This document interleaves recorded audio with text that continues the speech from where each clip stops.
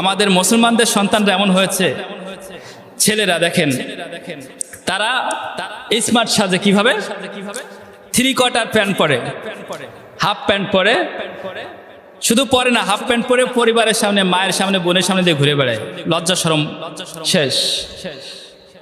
আবার কিছু কিছু পোলাপান আছে, যুবক আছে, প্যান্ট পরে দেখবেন, প্যান্ট পরে বসে, তাদের পিছনের পাছা অর্ধেকটা বের হয়ে যায়। তো লজ্জা শরম কেমন ভাবে ধুয়ে গেছে, অথচ আল্লাহ রাসূল সাল্লাল্লাহু আলাইহি ওয়াসাল্লাম বলেছেন আল হায়া শু'বাতুম মিনাল ঈমান, লজ্জা হচ্ছে ঈমানের অঙ্গ। এমন একটা অবস্থা, মেয়ে ছেলেদের চলাচল দেখলে বুঝবেন যে সমাজে লজ্জা শরম বলে কিছু নেই। লজ্জা শরম কারোর নেই, ছেলেদেরও নেই, মেয়েদেরও নেই, আমাদের কারোরই নেই।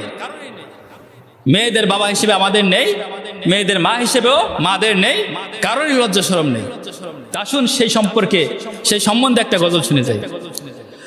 লজ্জা শরম নাই রে ওদের, লজ্জা শরম নাই, লজ্জা শরম নাই রে ওদের, লজ্জা শরম নাই, লজ্জা শরম নাই রে ওদের, লজ্জা শরম নাই, লজ্জা শরম নাই রে ওদের, লজ্জা শরম নাই।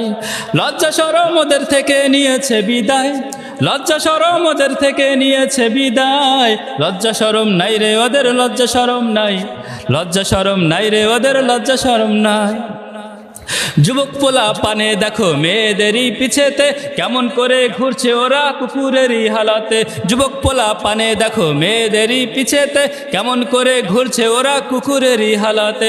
কুকুরের সাথে ওদের তুল্য করা যায়, কুকুরের সাথে ওদের তুল্য করা যায়। লজ্জা শরম নাই রে ওদের, লজ্জা শরম নাই, লজ্জা শরম নাই রে ওদের, লজ্জা শরম নাই, লজ্জা শরম নাই রে ওদের, লজ্জা শরম নাই, লজ্জা শরম নাই রে ওদের, লজ্জা শরম নাই। মেয়েরা ভালো, হ্যাঁ মেয়েরা ভালো। মেয়েরা এমন ভাবে রাস্তাঘাটে চলে যে ওদেরকে দেখলে ছেলেরা তাকাতে বাধ্যই হবে, বুড়ো হলেও মেয়ের দিকে তাকাতে বাধ্য, এমন ভাবে ওরা চলাফেরা করে। মেয়েদেরই কথা ভালো বলছি না আমি, চারিদিকে চোখ ঘোরালে দেখতে পাবে তুমি। মেয়েদেরই কথা ভালো বলছি না আমি, চারিদিকে চোখ ঘোরালে দেখতে পাবে তুমি। মুখেতে না পেরে ওরা ফোনে প্রস্তাব দেয়, মুখেতে না পেরে ওরা ফোনে মিসকল দেয়। লজ্জা শরম নাই রে ওদের, লজ্জা শরম নাই, লজ্জা শরম নাই রে ওদের, লজ্জা শরম নাই, লজ্জা শরম নাই রে ওদের, লজ্জা শরম নাই। আচ্ছা লজ্জা শরম আছে বলেন? লজ্জা শরম নাই। বৃদ্ধা মায়ে বোরকা পরে মুখ ডাকিয়া যায়, যুবতী মেয়ের মুখ খানা আলগা করে নেয়। দেখছেন আপনারা, দেখছেন, দেখছেন,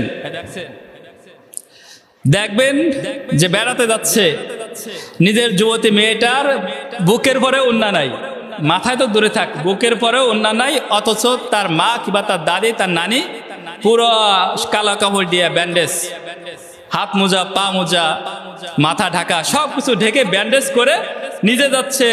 যে উদ্যোগ থাকলে একটা মানুষ তার দিকে ফিরে তাকাবে না, সে ব্যান্ডেজ করে যাচ্ছে। আর যার দিকে মানুষ তাকাবে তার বুকেও ওড়না নাই, মাথায় ওড়না নাই। তো এদের লজ্জা শরম আছে বলেন? এদের লজ্জা শরম আছে? লজ্জা শরম নাই। বৃদ্ধা মায়ে বোরকা পরে মুখ ডাকিয়া যায়, যুবতী মেয়ের মুখ খানা আলগা করে নেয়। মায়ের মগজ নষ্ট হয়েছে বলার কিছু নাই, বাবার মগজ নষ্ট হয়েছে বলার কিছু নাই, মায়ের মগজ নষ্ট হয়েছে বলার কিছু নাই, বাবার মগজ নষ্ট হয়েছে বলার কিছু নাই। লজ্জা শরম নাই রে ওদের, লজ্জা শরম নাই, লজ্জা শরম নাই রে ওদের, লজ্জা শরম নাই। বিদ্যালয়ের ভার ছিটি কলেজেতে ভাই, বিদ্যালয়ের ভার ছিটি কলেজেতে ভাই, প্রেমের আড্ডা সারাক্ষণে চলছে রে সেথায়। বিদ্যালয়ের ভার ছিটি কলেজেতে ভাই, প্রেমের আড্ডা সারাক্ষণে চলছে রে সেথায়। ক্লাসও ঠিক মতো করে না, ছাত্রছাত্রীরা ক্লাসও ঠিক মতো করে না। যে দেখবেন রমনার বটমূলে বসে বসে আছে, গাছের নিচে, দোকানে, এখানে ওখানে বসে বসে, বাগানের ভিতরে বসে বসে তারা প্রেম চালিয়ে যাচ্ছে, প্রেম করে যাচ্ছে। লেখাপড়া নাই, আবার পাস না করতে পারলে সুসাইড করে, কান্নাকাটি করে। লেখাপড়া করবে না, প্রেম করে বেড়াবে সারা বছর, পাস করার ধান্দা থাকে, ইচ্ছায় থাকে। বিদ্যালয়ের ভার ছিটি কলেজেতে ভাই, প্রেমের আড্ডা সারাক্ষণে চলছে রে সেথায়। দেহের গরম মিটাইতেছে ভদ্রলোকে কয়, দেহের গরম মিটাইতেছে ভদ্রলোকে কয়। লজ্জা শরম নাই রে ওদের, লজ্জা শরম নাই, লজ্জা শরম নাই রে ওদের, লজ্জা শরম নাই, লজ্জা শরম নাই রে ওদের, লজ্জা শরম নাই, লজ্জা শরম নাই রে ওদের, লজ্জা শরম নাই। আপনার সন্তানকে আপনি ঠিক করবেন, আপনি বড় ভাই আপনার বোনকে আপনি ঠিক করবেন, আপনি বড় ভাই আপনার ছোট ভাইকে আপনি শাসন করবেন।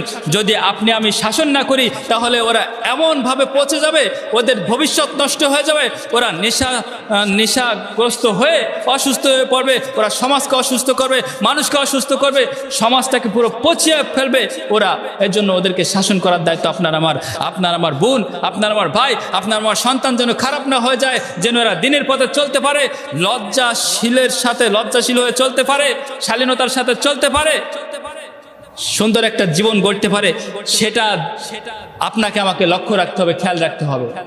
কারণ কি, আপনি আমি বড়, আপনি আমি গার্জিয়ান, যদি তাদেরকে ঠিক আপনি আমি না করি তাহলে ওদেরকে কে ঠিক করবে? বাইরে যারা আছে তারাও তো তাদেরকে নষ্ট করতে চাইবে। আজকে এদিকে সেদিকে তাকিয়ে দেখেন, শিশুরা ধর্ষিত হয়, বৃদ্ধারা ধর্ষিত হয়, এরপরে আপনার পাগলিনীরা তারা ধর্ষিনী হয়। তা ধর্ষিত সবাই হচ্ছে, ধর্ষক ছাড় পেয়ে যাচ্ছে। তা ধর্ষক কেন করতে সাহস পাবে? আমরা যদি কঠোর হতাম, আমাদের সন্তানদেরকে যদি আমরা আমাদের আয়ত্তে রাখতাম, দেখভাল করে রাখতাম, যদি তাদের শাসন করতাম, তাহলে তারা বাইরে যেত না। আপনার ছেলেকে যদি আপনি ঠিক করতে পারতেন তাহলে তারাও ধর্ষক হতো না। আপনার মেয়েদেরকে যদি আপনি ভালো রাখতে পারতেন, পর্দার ভিতরে রাখতে পারতেন, আল্লাহর বিধিবিধান পালন করাতে পারতেন, তাহলে তারা খারাপ হতো না, তারাও ধর্ষিত হতো না। এই জন্য দায়ী আপনি আমি। তো আপনি আমি যদি দুনিয়াতে তাদেরকে ঠিক না করি, তাদেরকে যদি দুনিয়াতে ঠিক না করতে পারি, এর জন্য পরকালে আল্লাহর সামনে আমরা জবাব দিতে পারবো না। আল্লাহ তাআলা তাদের জন্য আমাদেরকে জাহান্নামী করে দিবেন। এজন্য আপনার আমার সন্তানকে, আপনার আমার ভাই বোনকে, আমরা যারা বড় আছি আমাদেরকে ঠিক রাখতে হবে। আমাদের সমাজ ঠিক থাকবে, আমাদের এলাকা ঠিক থাকবে। নিজের ভাই ঠিক থাকলে, নিজের সন্তানরা ঠিক থাকলে সমাজ ঠিক, এলাকা ঠিক, সব ঠিক হবে।